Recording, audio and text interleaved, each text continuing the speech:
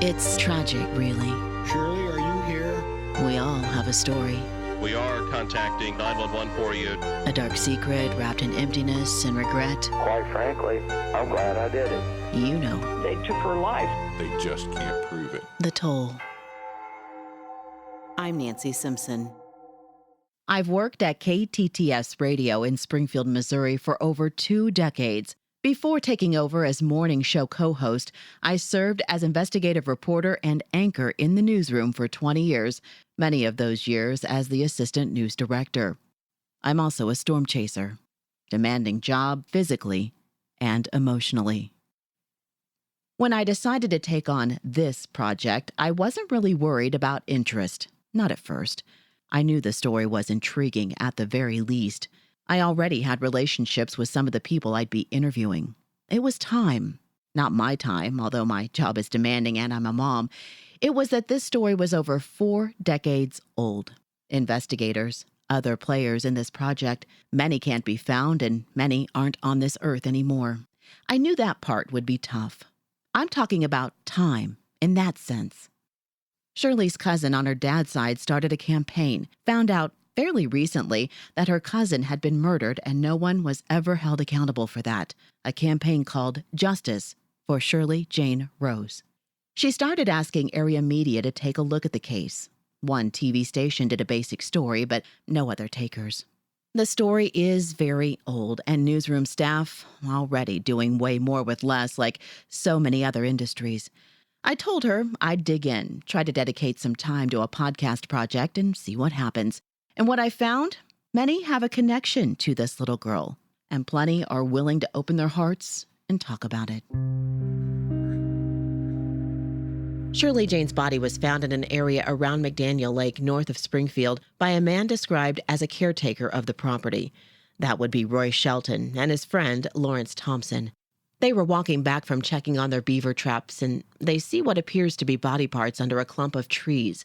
Looks like animals exposed the upper part of the shallow grave. It's described as a couple of inches of dirt still on the lower part of the body. Detectives used dental records to make a positive ID. That December 13th is a Saturday. By 7:30 that night, they know it's 9-year-old Shirley Jane Rose. Detective Bill Lloyd says the medical examiner believes the child had been strangled. Her blouse, the white one with the embroidery design and pull string on the collar, it's knotted around her neck.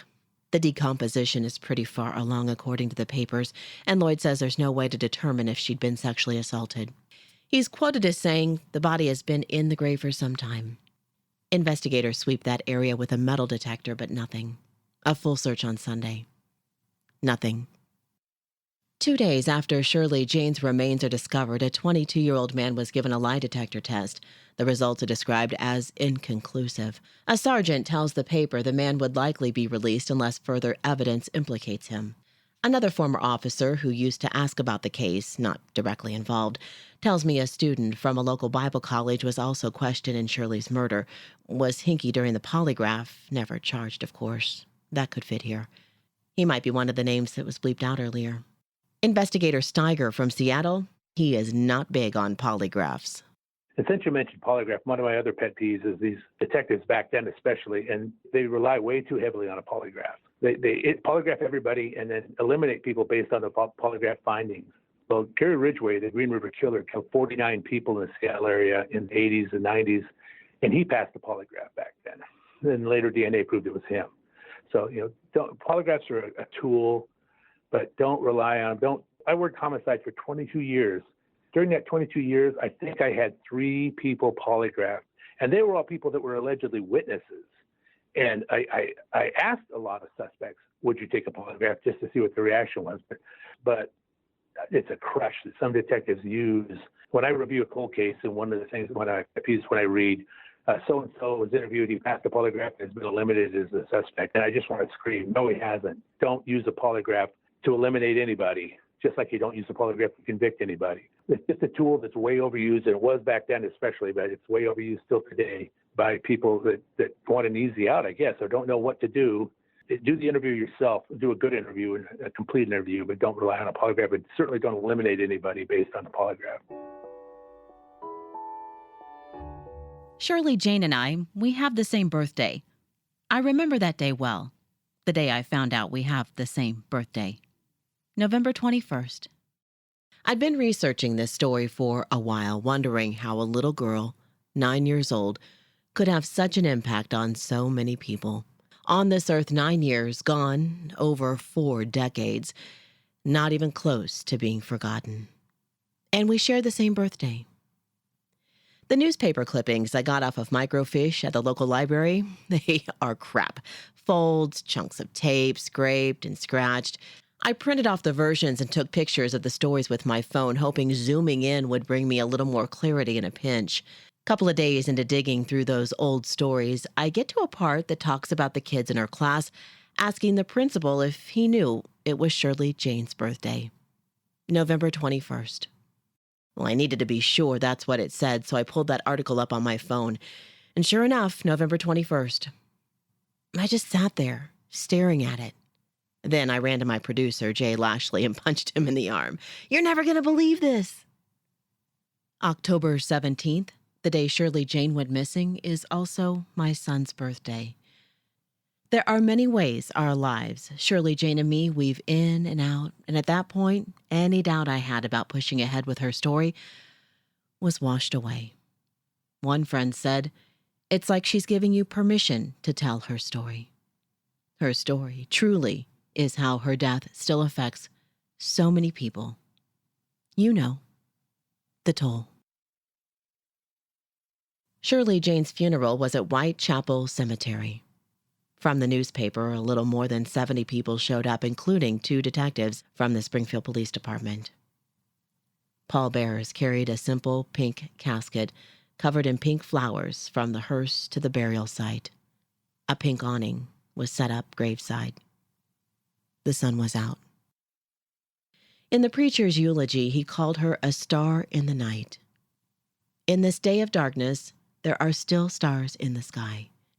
In this time of darkness, let's look at the stars. No cries of pain will ever touch her lips again. The words at the funeral for a murdered 9-year-old girl. Christy Foster, Shirley's cousin who was playing with Shirley the day she vanished, is a good friend of mine. Has been for decades. Threw me a baby shower type of friend.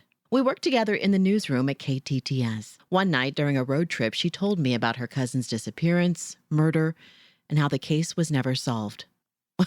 Whoa, right? What a conversation. Just one conversation. We never talked about it again. Until now. Christy wasn't allowed to go to Shirley Jane's funeral. I remember seeing my mom and dad get in the car and leave for the funeral. So it's like I had some sense that I, knew something had happened, but I didn't get to go. I wasn't allowed to go to the funeral, which kind of wish that I would have been. But I guess mom and dad thought I was only 6 and then I wouldn't understand, that maybe I'd be traumatized. I don't know what they thought, but I have that memory of seeing my mom and dad leave for the funeral. My mom wearing that blue velvet coat with the white fur collar. Police say many people have been questioned at this point. I filed a Freedom of Information Act concerning several angles on this story and was denied. The letter says it's still an active investigation. I talked to Lieutenant Wilson about this. As an active investigation, it means that we're still taking tips on it. It's still actively assigned. Probably in the paperwork is not assigned to a specific detective, but it's still being actively worked. On an investigation like this, if this case was closed, we could, and I usually deal with the sunshine law. On a closed case, they would give you a copy of that. With this case still being active, without a suspect being charged, we don't know who killed Shirley. We don't want to put all the information out there to everyone to see, because hopefully we have some information here that we can use that suspect, if we get a good suspect, gives us to match up. We want that. So we don't want it all out there for everyone to have. When you talk about working a case that's 43 years old, some people may think, especially some members of the family, that it just sits on a shelf somewhere. Can you talk about how that's just not true? It's not true. We have other cold cases. The one that comes to everyone's mind is the 3 missing women, of course. It's actively assigned. These don't sit on the shelf for a long period of time. They do sit on the shelf longer than we would like them to, just because of basically it's manpower issues. the amount of detectives we have to work the cases that we have. As the years go by, they do set sometimes, but we take these cases and go over them. We just went over all our cases when we do all our cold cases. We go through and look, and usually we try to get somebody that hasn't seen them before, because that new perspective, unfortunately, it's the time, and then going through these cold cases, we try to see that obvious thing and say, hey, we haven't done this. And a lot of times we're looking for, especially in these old ones, DNA. Have we sent the DNA off?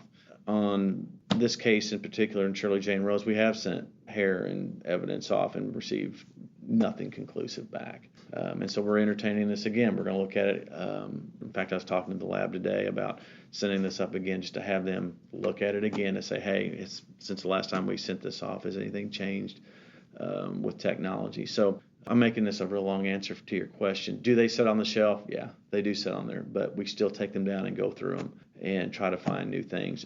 This case here is pretty tragic, and as a lieutenant over the unit, it's always set in my mind. I've always kept this kind of in my office, and when I get the chance, I open this thing up and just go back through some stuff and see if I can find more information, dig a little bit on it. But again, the time constraints for me, we have cases going right now that have to be dealt with. And unfortunately, if it was a perfect world, I'd have one detective on every one of these cold cases working it, but it's not.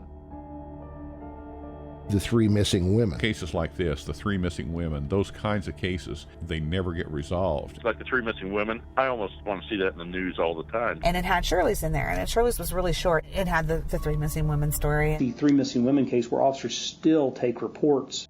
The three missing women case, well, it's another big case in our area. A mom, daughter, and her daughter's acquaintance disappeared from a home in Springfield on June 7th, 1992. It was the night of high school graduation for the two girls. They had left a party and were last seen just after 2 a.m. Stacy's parents contacted police saying no one was at the home of Cheryl Levitt, not Cheryl, her daughter Susie Streeter, and not their daughter, Stacy McCall, who decided last minute to spend the night in that house. Police say there were no signs of a struggle. Their purses, money, clothes, cars, keys, cigarettes, and the family dog, all still there in that house. The women were just gone. In 2003, some whack job called me confessing he had kidnapped and murdered the women. He was never arrested that I know of, but the ordeal was terrifying. I recorded the conversation in the newsroom, realizing very quickly this guy wasn't messing around. He called me before my 4 o'clock news, rattling off a series of directions and a riddle. I told him to call back in 6 minutes. And it was 6 minutes to the second. I know this because he creeped me out and I was waiting, ready to record our conversation. He outlined areas near Springfield, landmarks, a power plant, directions of where he had dumped the bodies. Back in the 70s, early 70s, a new power plant was built in Springfield, Missouri. Actually, you call it Brookline. They moved my house to build the power plant. Find the house. You find the girls, and that's where they are. He was concerned at one point that I was trying to keep him on the line, trying to trace his call. How did you kill him? I cut Cheryl Levitt's head off. The other two girls were strangled. Did you rape them? No. It wasn't a sexual crime. What are you talking about? I don't know. No, you're trying to make it sound sexual. No, I'm not. I don't know. It wasn't nothing like that.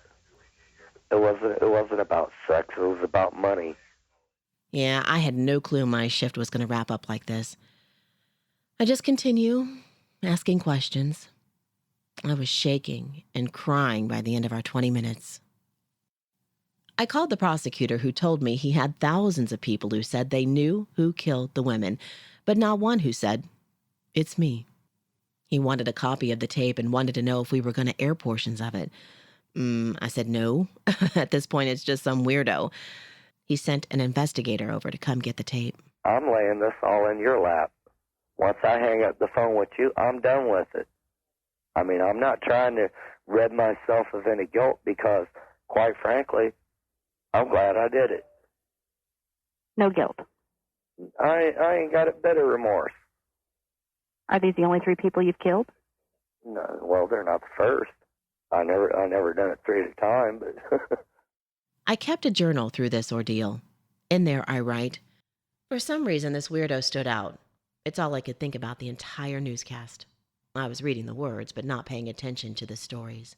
I did make sure I was off the air by 4:06, and sure enough, 6 minutes to the second, the phone rings. I reach over, set up the recorder to record our conversation, and answer the phone. "KTTS News, this is Nancy," he says. "It's me." That's where the tape and transcript start. In the beginning, I felt he was just wanting to give me directions to Cheryl Levitt's body, give me a riddle about his old house and the other 2 girls, and hang up. But for some reason, he got comfortable, started talking with me. And the more I asked questions, the more he answered. I felt this chill down my spine when I asked him how he knew where to find the bodies. He answered, "Because I'm him." And there was just something about that. Any regrets? Any regrets? Yeah, That I didn't do it sooner. I'm not trying to be a very nice guy. I understand. And the only reason I'm calling you is because I got a guilt trip from my mother. So, Oh, she knows? oh yeah. Well, how could she put you on a guilt trip? Well, my brother just recently passed away, and I had to come back to the country for his funeral. I see. So, my mother made me feel that maybe his people, or their people, might need some closure. I see. So there's your closure. That's all the closure they're getting. At least I'm giving them the bodies back. You're really mad at them over drugs. Are you still mad over the drugs? No, it's not the drugs. It's the money. It's the money. My news director at the time, Morris James, stayed out until 2 in the morning, driving around and trying to find the landmarks. He said maybe this guy was drugged out when or if he did it and had a few things confused. It was 9 days before Christmas. I was scared to death, no joke. The man said my name on the phone the first go-around. My family went away for the holiday, but I had to work. As police drove around trying to put pieces together and make sense of the conversation, I couldn't stay in my home. I had to be escorted to my car and was in pretty much lockdown for a few days. Our big boss pulls me into his office, as our company at the time could fly some helpers down from our mother station, WTMJ, and help coordinate if this ended up being the killer. But realistically, he said there was only so much they could do to protect me from the media frenzy this would cause.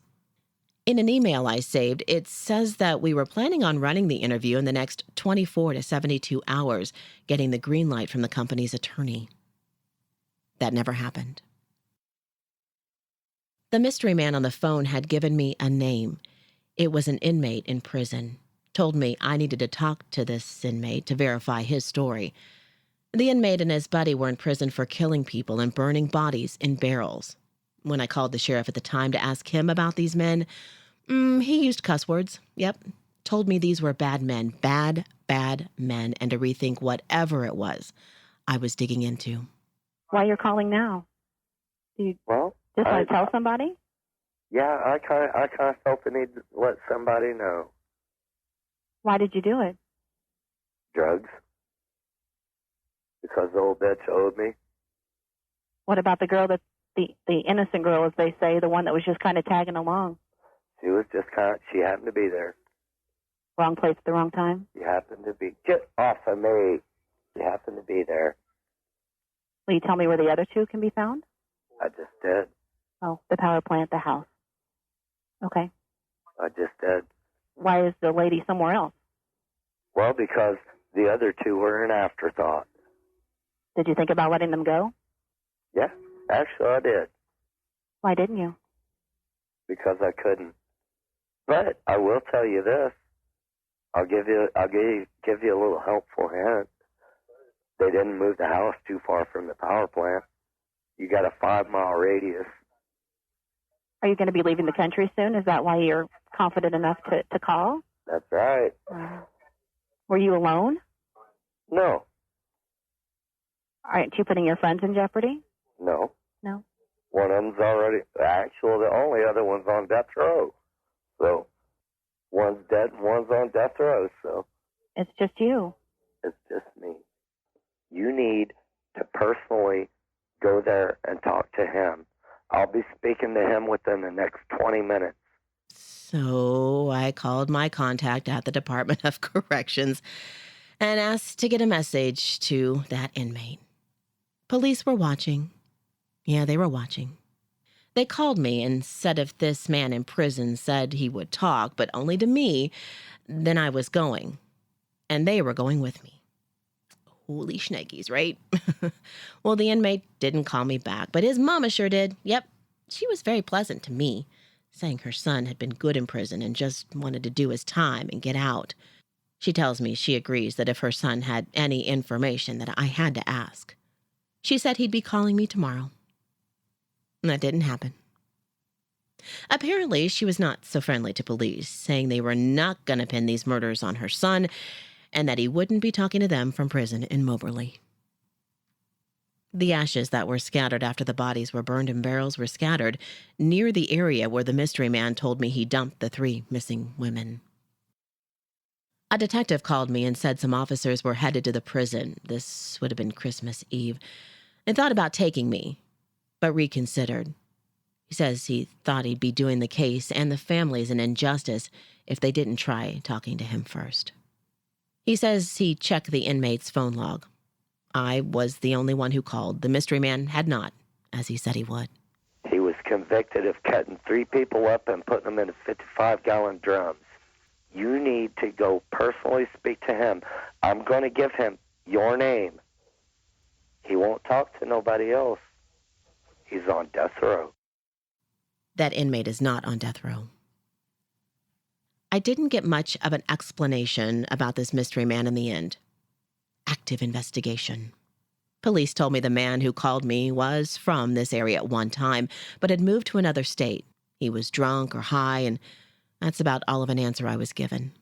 My conversation with him was transcribed and is now an official document tucked in the dozens of binders linked to this case. It appeared to be another dead end. Fast forward to the 25-year mark of the 3 missing women. Not anniversary, Stacy's mom would say. Janice says an anniversary is something you celebrate, something that is nice. This is not nice. This was simply a point in time for the 3 missing women. I had called her many times over the years to do this same type of interview. She thanked me for not asking her how she was doing. Empathy. She said, as the days passed, and the weeks passed, and then the months passed, it got harder and harder because I didn't hear from them. I didn't hear from Stacy. And I kept thinking, she wouldn't have done this. And she wouldn't have. I know what the chances are of her coming back. But why take that one little, bitty, tiny chance and take it away from me? After the interview, she asked for a favor in return. Would I come DJ the candlelight vigil? Say what now? She insisted it had to be fun. No tears. This one had to be fun. Made me promise and promise again. I wasn't a DJ at the time. I was in news, but a beloved DJ, Rick Moore. So I turned around in the newsroom, looked out the window, and you're pointing to you and me do it. And you come in and you were like, I know the McCalls. Yeah. And you knew Stu and Janice. Yeah, I knew them well. They had a nonprofit called One Missing Link that, we did trail rides and auctions and all kinds of things to benefit their nonprofit. And yeah, they'd become friends over the years. So yeah, when you asked, I was like, no brainer. Yeah, we can do this. But how do we make it fun? That because I told you, it has to be fun. It had to be fun. I promised. And I kind of didn't understand it at the time, but she was very adamant about it. Yeah, and so I thought, well, okay, let's not even mention what happened. Let's just go back in time and let's talk about where were you in 92? That was the year the women went missing. That was the year, and thought let's just all go back there and we'll have some fun. We went to the park. We had snippets of hit songs from 92, both pop and country. We had sound bites from the hot movies from back then. Yep. And we had fun. We set up a whole DJ mobile booth with the tent. Yeah, and you were like the best Christmas presents that year for kids. Yeah. The best toys. You'd have clips of like the commercials and stuff, and the best movie that year. Yep. Yeah, and you had it all on CD, and we'd holler out, "What movie was that?" Yeah, exactly. And it became kind of a game show, just a fun event. We have the sheriff there on the front row. Sheriff Larnott was there. And he was playing along. Who've worked the event. I remember Janice. Achy Breaky Heart was huge in 92. It was huge. And she's just yelling and screaming. I love that song. We had to play it twice. The whole thing. Not just a snippet, had to play the whole song. The whole song. So we had our tent there, and you had the equipment that you were playing on. We had the big speakers. All the TV crews were showing up, right? Yeah, this is the TV stations were there. Story. This is 25-year anniversary. Yeah. They're all there for, it's a candlelight vigil. It's at a memorial park here in Springfield. And, they're there to cover it. Janice, what does she do? Okay, so first the family sets all the signs up against our tent, right? The 3 missing women, the posters, all of that. Yeah, the pictures of the girls. And Janice wants to be right next to you. Oh, she was the life of the party. She was. she really was. Pulled her seat right up next to you. She grabbed our microphone. She took the mic and just... Okay, there's this one point when you were like, you remember this one? And it was, I like big butts. She grabbed that microphone and she was like, I hated when that song came on. But she knew it. She knew the words to it. She did know it. She did. Well, and so we took an event and we had to make it fun. And I think we did a good job. Nancy, what was the name of the things that we released at the end of the night? The lanterns. The lanterns. Yeah. You put like a candle in them, and they drift off up in the air. And we released one for each one of the girls. Yeah. And that was pretty magical. And then Stu took the microphone, and then we really all realized why we were doing this. And he said, I told Janice that this had to be fun because I was not going to come here again and bury my daughter. Yeah. And then we all realized the impact. And Janice said, this is it. I'm done with interviews. I'm done with vigils. I'm done. I'm tired. That woman has been fearless. But I got probably one of the best hugs I've ever had in my whole life that night. Yeah. From both of them, from both Stu and Janice. So that was... Yeah. Why did you feel you had to be there? It never entered my mind not to. It was such a part of all of our lives, the story itself. And then once you get to know Stu and Janice, it's just like, yeah. It's the very least you can do. I do think the crowd thought we lost our minds. Yeah, but I think they all lost their minds for a little while, too. Oh, my gosh. Yeah. Yeah. Maybe we'll get some answers in that case, too, someday. You continue to pray that maybe one day the whole thing will be solved, but I don't know. And even to this day, after all these years, it happened not too long ago. I was on a camp trip, and somehow it came up. People were throwing out theories still that it's never going to go away. It's part of the community, and it's going to be here with us, hopefully, till one day it's solved.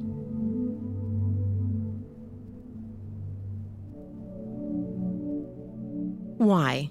Why was Shirley Jane murdered, right? Well, just about everyone you talk to about this case has the same story. I heard the mom was into drugs, owed a debt, and Shirley's life was the price that was paid. From what you see in the newspapers at the time, Joyce would adamantly deny this drug deal theory. She would not deny parts of it later. Mike Crowder was a reporter at KTTS back in 1975. Before we get to this story, I want to express to you how close all of this played out from our radio station. Grandma's house? You could walk there from here in 2 minutes, then another few minutes or so to Shirley's home. Really close. KTTS radio was located in downtown Springfield initially. I asked around to folks who would know, and the building we're in now opened in June 1976. So that would be the next year after her murder. Back to Mike Crowder, a reporter at KTTS during Shirley's disappearance. Mike describes how scenic the road where Shirley was supposedly taken from was fairly busy. Not a lot of main roads we use now existed at that time, so scenic is a main north-south thoroughfare through town. Fairly busy road. Well, as you came down the hill on Scenic from Sunshine, as I recall, on both sides of the street, once you passed the bridge, there was a trailer park, which had been there as long as I could remember, being a kid, and it really wasn't a nice place, kind of run down and seedy. None of the stuff was here that was on the right-hand side of the street as you went past where the fire station is now in the park. It was just open field. You wouldn't want to break down in that neighborhood that time because it's just kind of seedy. Was her house kind of a lone house then? Mm-hmm. Yeah, stood by itself. It's where the plumbing place is now. I mean, it kind of stood out because it was the only thing that was there as I remember. As Mike was coming to the station to talk to me about this story, he took scenic right by Shirley's old house. So, his story. Well, Mike says back in the mid-'70s, there were many animal sacrifices and talk of satanic rituals. It's late October, early November, 1975. Back when they were looking for her, there were animal rituals going on. Farmers would be calling the sheriff and saying, I've got a cow that's just been mutilated out here. And those things were popping off everywhere in southwest Missouri, just about every county, as I remember. And then there was a tip that the police got that there was going to be a human sacrifice at a quarry north of Springfield. And I assumed that that human was going to be Shirley Jane Rose. And later, after I talked with the head of detectives, Richard Moses, he said, yeah, that's our information. He's off the record. I said, well, I understand. And he says, we've got some detectives going out there. I think it was on a Friday night. And I said, please, you got to let me go. He finally agreed to let me ride along. So I showed up at police headquarters, went into the detective squad, and met 5 or 6 guys. And they said, well, let's go. So I had my cassette recorder and my microphone, and we went to a little restaurant and had coffee, and detectives were giving people a hard time in the restaurant that they knew because they'd actually either A, arrested them or B, interviewed them about something, and they felt like they knew those guys. So they were having a little fun with them and getting their kicks that way. And then they said, well, we better go. It was getting close to midnight. And so we got in the car and we drove out to some old abandoned quarry. We got out of the car and they said, okay, now here, we're going to have to be quiet, no smoking, nothing like that to give our position away. And this one detective says, do you know how to work a shotgun? And I said, yeah. He said, here. And he handed me one. I wasn't a cop, but I was armed, and I still had my cassette recorder and microphone. So those are the 3 things I took to the stakeout. Hunkered down behind some big boulders, stayed there. And it was about 12:30 or so. They said, well, this is a bust. No one showed up. Nothing. So got back in the car and came back to town. What were you thinking that whole time?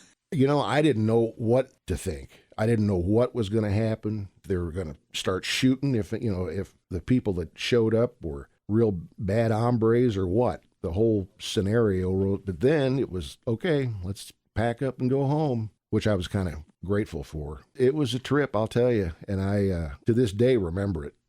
He also talks about what he learned from detectives. He married one of those detectives' daughters. He said, we know who did it, but we just cannot prove it. We don't have the evidence to nail him to the wall. So the police this whole time knows who did it, but apparently they just couldn't find the substantial evidence to take it to the prosecuting attorney. Springfield Police Lieutenant Cully Wilson and Sergeant Todd King actually pulled that report, and we talked about it. Mike Crowder, he wasn't joking. Yeah, the report starts out, when you start reading it, your Detective Lloyd was gathering information, reference the possibility of Shirley Jane Rose being kidnapped by members of a satanic cult group, and I'm actually reading that from the report. And he even gives background that in the 7 weeks prior to her disappearing, there was a whole bunch of cattle mutilations, and that veterinarians couldn't figure out what this cattle mutilation thing was about, and that the people in the outlying areas of Springfield had armed themselves and were pretty up in arms about this cattle mutilation and possibly satanic cults. And they go into this report, and he does a pretty extensive job of talking to people in Springfield about the occult, satanic rituals, even flying airplanes all over southwest Missouri with that time, there was a doctor. Yeah, southwest Missouri. They had professors from then SMS fly with them to point out possible cult meeting areas and satanic stuff. So they really went into the satanic part and the occult. Let's see, I'm just kind of looking through this thing. I'll tell you this, at the end of this, he does, he gets the Highway Patrol to help them. You talked about a quarry. You talking about the quarry down at Joplin they went to? No, this was north of Springfield. Okay, there was one north of Springfield, and there's one, they went to one in Joplin and looked at it. So they went all over the area, and you can see it, I'm flipping through this. One of the areas was marked was near McDaniel Lake. That kind of, one thing stood out. They talk about the Posse Comitatus, some different satanic cults that was possibly around the area. After all this, they went to Dallas County. After all this, the detective writes, in summation, with reference to Shirley Jane Rose, I was unable to uncover one piece of evidence of concrete nature that this girl was kidnapped by a particular group or any group of occult people. Here again, this does not mean it didn't happen. It simply states that due to the complex structure and extreme secret activities, these people, it's very difficult to become involved in the inner circle, and people do not want to talk about it. So he found nothing that led him to believe that, a cult member or a satanic group. And after, reading this, I couldn't find anything where, there's some piece of evidence that led to one. But it's pretty interesting about all the work he went through just to deal with that end of it. 13 pages. So what do you make of that report as an investigator? They were taking it seriously. I mean, they did. They took it seriously then. And they, after reading this, they contacted several people who did admit that they were cult members and in the satanic worship. And some of them were very cooperative with him and told him how they did what they did. They denied human sacrifice, the ones he talked to. But, I mean, he flies all around. They searched the area of Fantastic Caverns, Dallas County, Buffalo. They went to Texas County, all around Springfield, up around McDaniel Lake, Joplin. So they took it seriously, and as I know, they were getting calls, tips that it was satanic worship. So, you had to look into it. Is that a sign of the times back then? Probably. I don't know. I don't hear much about satanic worship anymore. Have you got one? No, but if we had a case similar to this today, and we got a call that was part of the case, we would go down that path and see where it took us. And if it took us 13 pages into it to rule it out, then that's what we would do, because you've got to follow those. If you don't have another lead that's telling you that it's going a different direction, and even if another lead told us it was going a different way, once we hit a dead end, we'd come back to it and walk that path too. So at the beginning of this, you go, oh my gosh, they went on this tangent with the satanic. But he even puts in his report that he talked to his lieutenant, which is Lieutenant Moses at the time, about the satanic stuff, and it was decided that we should at least in some measure begin some type of investigation of the possibility of a satanic worship cult in around the Springfield area. So from the beginning, it sounds like, just trying to read between the lines, he's like, do I need to go down this rabbit hole? And they decided, yeah, we better look at it. And at the time, they contacted, this really doesn't have anything to do with the case other than this part of it, but I don't know if you remember Frank Farmer from the News Leader. Oh. He used to be the farm editor, lived in the area a long time. Frank Farmer, the farm editor? Yeah. Okay. Yes, that is correct. Frank Farmer lived out of Willard. He wrote for the News Leader for years and years and years. And one reason they talked to him was his knowledge and research he'd just done in the area, so they got him involved. And at the time, if you go back, I think that they took this case as serious if we would take any other kidnapped child. It was serious stuff. So they wanted it solved. Oh, you want it definitely. solved now, but they too wanted it solved. And it's hard. You don't want to sit there and go, do I want it solved more than they did? But they were living it and dealing with it, and the family members, and seeing, finding her body out there. So they really had a personal interest in it, and they definitely want to solve. Investigator Steiger from Seattle talked about old cases and how most seem to have a cult angle. He even brought it up before I did. Yeah, that's because that's the type of crap you hear in cases like this. And it's always, big mysterious devil-worshipping cult. And no, sorry. Let's get something back out there. Circle around to what played out in episode 1. The retired Springfield officer, Jack, told us about the Fletcher boys being interrogated, the main investigator believing he heard a confession, and the recorder not being on or working. Steve Fletcher, many say, had a long history with the law. He's the main suspect. Almost everyone you talk to, and I've talked to a lot of people about this case, will allude to it or just outright say it. It was something to do with her mom. in the drug deal. That was a belief for many years that he was involved, that there's some kind of drug deal. Never could place any hard physical evidence or even anybody that had seen or heard anything. I know that was their prime suspect, but I don't think they ever were able to prove anything. This guy behind me said, I know you think so-and-so murdered that little girl, but he didn't do it. And I was like, okay, dude, I don't even know what you're talking about. Back then, and he was just like going berserk on me. And later when we put it all together, it was like, this is a pretty weird deal. It was revenge. That's what Walt told me. Revenge toward the mother. That's what I heard. And I don't know where I heard this. And this is strictly hearsay, but it was a revenge killing for a drug deal gone bad involving Shirley's mother. Apparently the whole reason for this thing was because it was involving drugs and money, or a lack of money. That's what caused the whole thing to turn out the way it did. She talked a little bit about who may have taken her life, and she said no, that Steve had not done it. Yeah, about that last lady. We'll get to that, I promise. Steve and Chris Fletcher were brothers. Chris died in 1998 and Steve died in 2004. Their parents owned Fletcher's Hickory Pit Barbecue just down the street from the house Shirley Jane called home. They were there for 28 years, close to KTTS. Mike, the reporter, says people from the station would actually go and eat there. When I sat down with Lieutenant Wilson and Sergeant King, we talked about possible suspects, and Fletcher didn't immediately jump out. It's funny how just about everyone I talked to for this project brings up Steve Fletcher, and investigators were kind of like, who now? Not exactly that flippant, but kind of. So why is that? Sergeant King goes first. I think what you see a lot of times, especially within the community, and this is me talking on other cases, just looking in general, is a lot of times you start to see both from people that have close knowledge to the case to people that have just heard through family over the time, that they all seem to grab at one or two people, and that's where all their attention goes.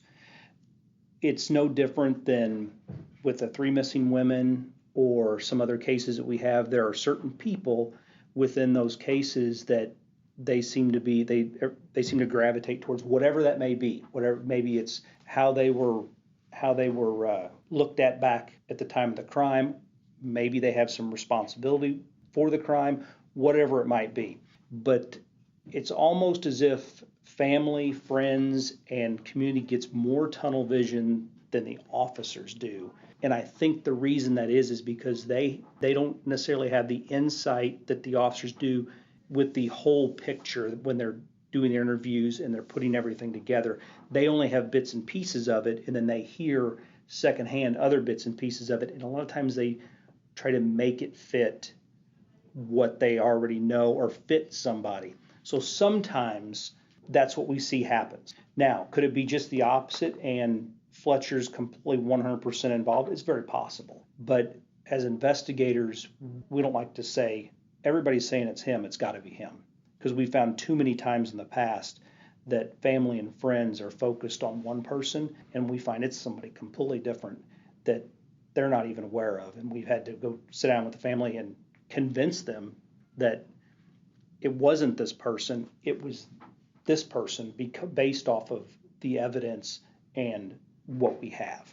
I think another thing too, Nancy, and you've lived here for over 20 years, the west side of Springfield over there is still, in the 70s and up till today, is a community within our community in Springfield. And you go over in that area, and it's like a lot of people, everybody knows everybody in a way of speaking. And there's been families that have lived there generations over there. And I think that's a lot of it too, is that community of the west side over there is so connected that this name comes out, and yeah, I know this guy, and my cousin knows, and like Todd says, it keeps going. You just hang on to that name.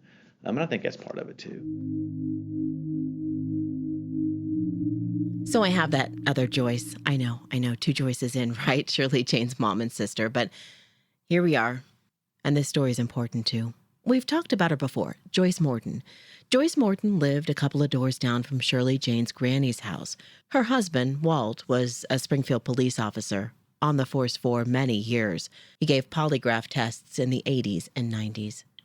Joyce Morton says her daughter, Missy, and Shirley Jane were the same age, 9. They'd play together quite a bit. Joyce remembers that day, October 17th, the day Shirley went missing. She remembers it well. She's in the car with her kids, going out to eat, pulls out of the drive, and they see Shirley Jane walking toward the main road. Missy wants to stop and pick her up and take her out to eat with us. And she was, of course, begging. You know how kids do. They beg, oh, Mama, come on, Mama. And I said, Missy, I have to go talk to her parent or her grandparents. And I said, we're in a hurry, and I want to, and didn't do it. And if I'd taken the time, I don't know if it would have stopped it, but it certainly would have maybe changed things, You think about that. Missy thinks about it. Missy still said, Mama, if we'd only stopped and picked her up, it...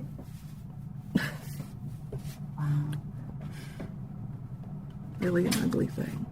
Missy won't talk to me.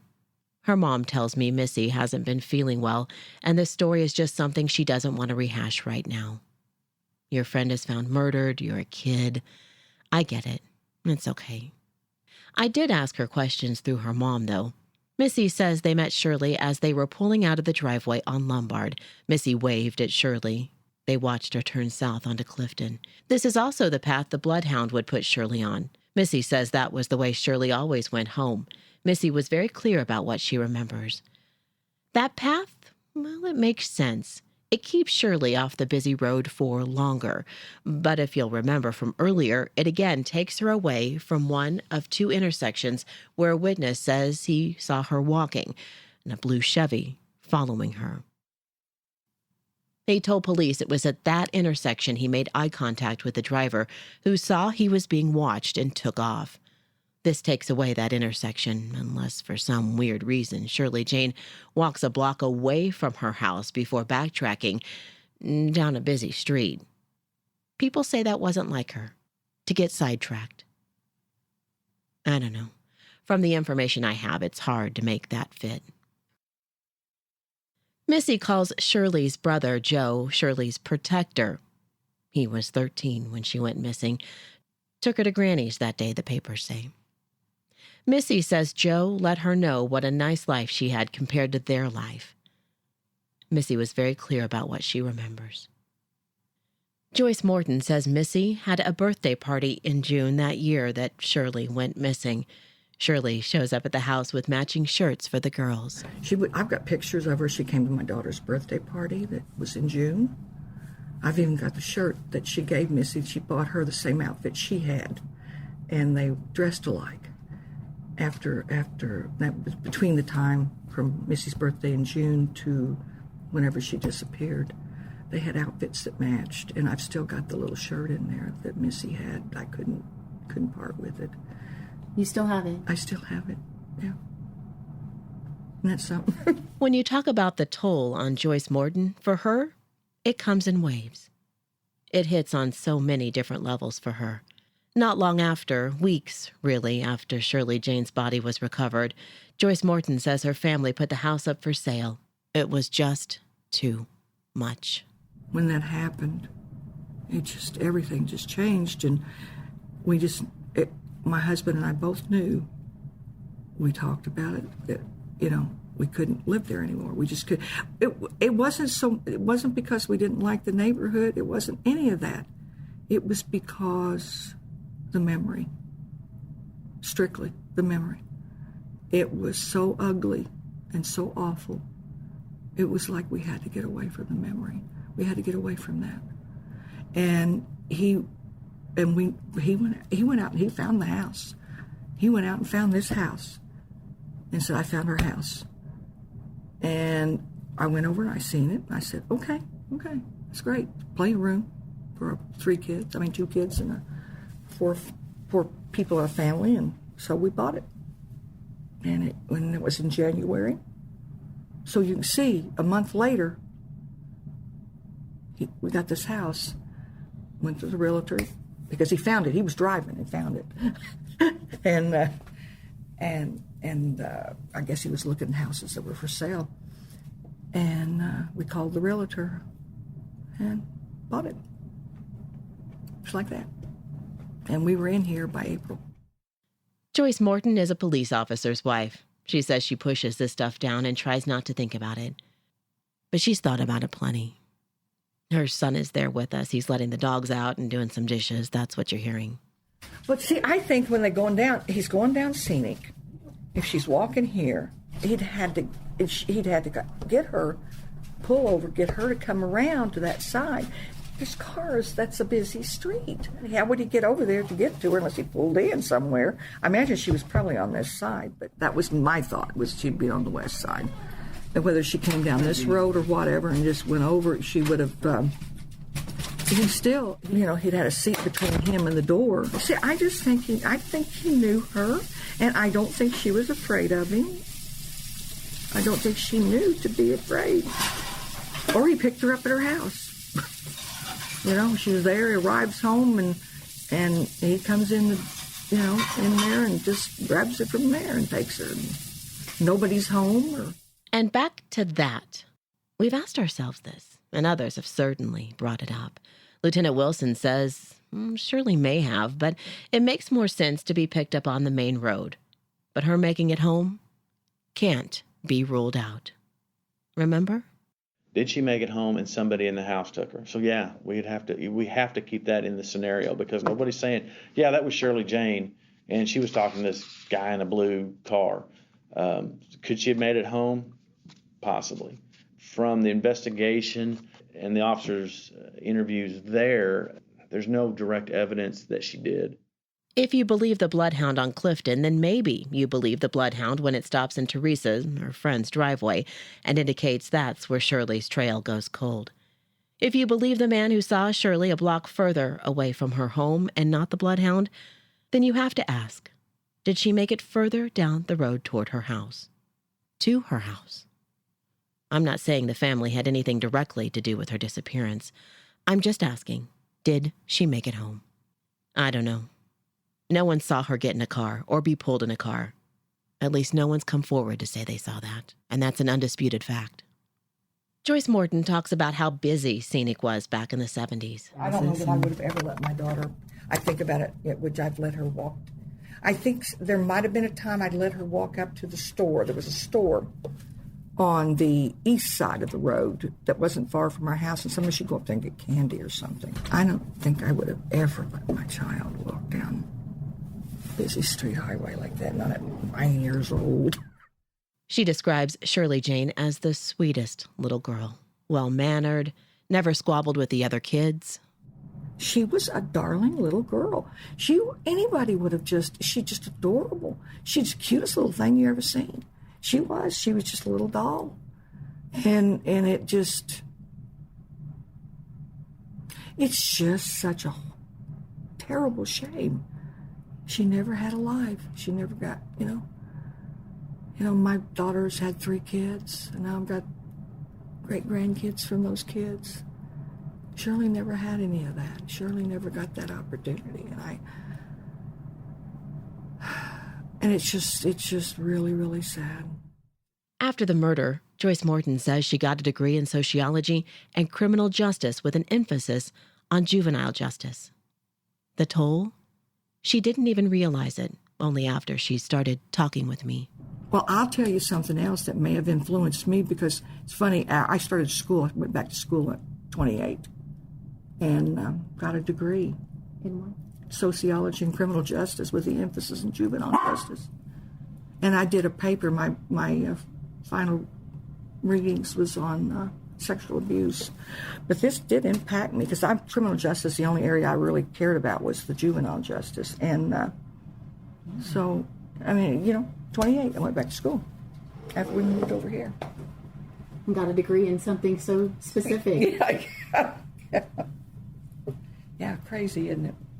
But I'm sure that had the influence on my life. That was part of it that put me in that direction. I want to speak out for children, and having the right kind of environment, raised in the right kind of environment. Because there certainly was something wrong there. Next time on The Toll. I remember when you just told me about the letter, I was like, whoa. She was made to stand there and watch her grave being dug. One of the guys that found her actually saw the rib cage. Some sexual psychopaths attracted to children, maybe attracted to her specifically prior to this.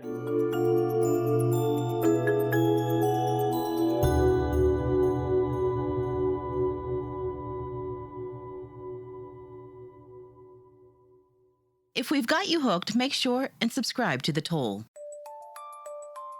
The Toll podcast, The Path Back Home, is a production of The Toll, LLC. Co-creator and host, Nancy Simpson.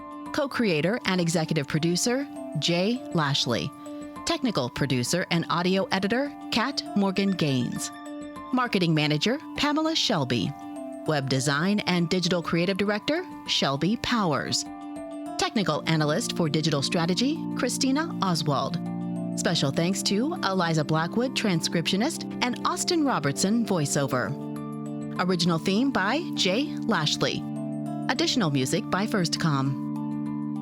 Reproduction or use of any part of this podcast without the express permission of the Toll LLC is prohibited. Get updates at our website, thetollpodcast.com.